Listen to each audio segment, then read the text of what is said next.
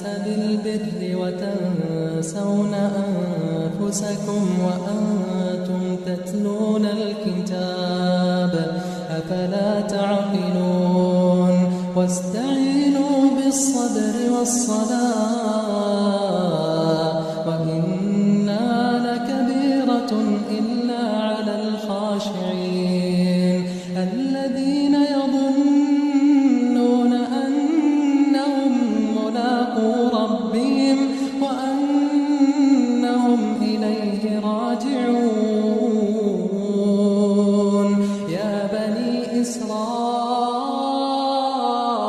اذكروا نعمتي التي أنعمت عليكم